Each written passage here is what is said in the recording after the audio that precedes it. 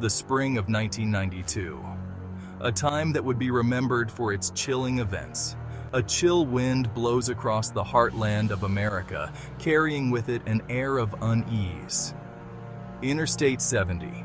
A ribbon of asphalt connecting east to west becomes a road paved with fear and uncertainty. A killer is on the loose, lurking in the shadows. He stalks his prey along this busy highway, blending into the everyday hustle. His victims? Innocent people working in small businesses. Their lives cut short in an instant. The I-70 killer, as he would be known, leaves a trail of blood and terror in his wake. The fear is palpable, spreading like a dark cloud. It spreads like wildfire from town to town, leaving communities in shock. No one knows where he will strike next, and the uncertainty is paralyzing. The only certainty is that he will strike again, and the clock is ticking. Each day brings news of another innocent life taken. The killer's motive? Unknown. His face? Unseen, adding to the terror. The only clue? A chilling calling card. A gun, small and deadly, used to execute his victims with precision. The I-70 killer case becomes a chilling reminder. Evil can lurk anywhere, even in the most familiar places, even in the most mundane places, where we feel safest. The victims, just going about their daily lives, become tragic symbols of random violence. They represent the random nature of violence, a stark contrast to their ordinary routines. Their stories serve as a stark warning to us all.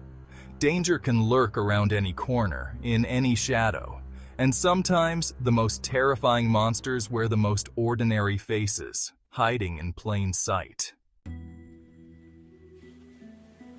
The I-70 killer. A name whispered in fear, a shadow that looms over the memories of many. A specter haunting the dreams of countless people, a figure that seems to exist only in nightmares. Who was this phantom? What drove him to commit such heinous acts? These questions echo through the halls of law enforcement. These questions continue to plague investigators and torment the families of the victims, leaving them in a perpetual state of grief and confusion. The killer left few clues. He was a ghost, drifting from town to town, leaving behind only sorrow and unanswered questions, leaving a trail of death and despair. His victims were seemingly chosen at random, making the fear even more palpable. Their only connection, their work along the interstate.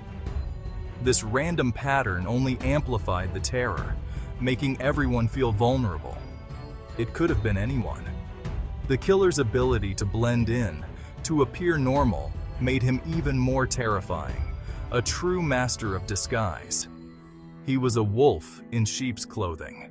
The lack of a clear motive only deepens the mystery, leaving everyone guessing. Was it robbery, anger, a twisted sense of power, or something even more sinister? Each theory led to a dead end. The killer remained an enigma, a puzzle that no one could solve. Years turn into decades. The case grows cold, but the questions remain as hot as ever. Yet, the memory of the I-70 killer lingers. He serves as a chilling reminder of the darkness that can lurk within humanity. Some monsters walk among us, hidden in plain sight, waiting for the right moment to strike. Interstate 70, a vital artery of American commerce and travel, bustling with activity day and night. Stretching from Baltimore, Maryland to Cove Fort, Utah, it connects the east to the west. This highway witnesses millions of journeys each year, each with its own story.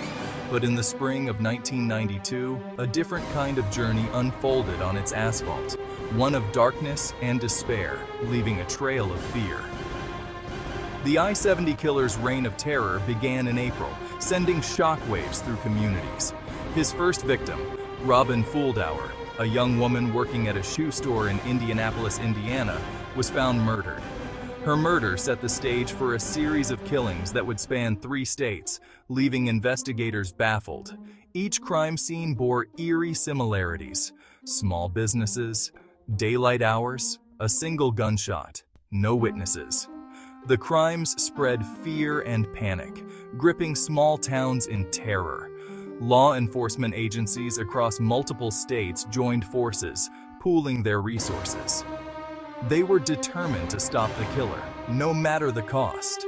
Still, the I-70 killer remained elusive, slipping through their grasp time and again.